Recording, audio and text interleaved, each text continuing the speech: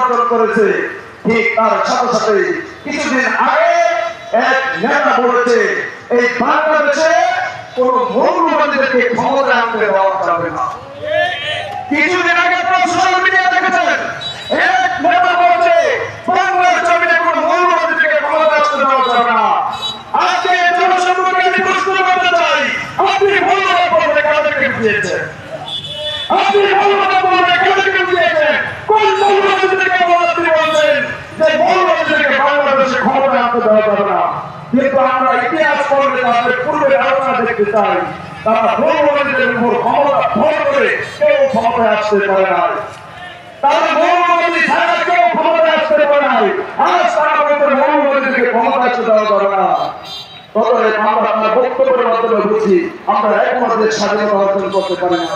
আমাদের আবার যুদ্ধ করতে হবে।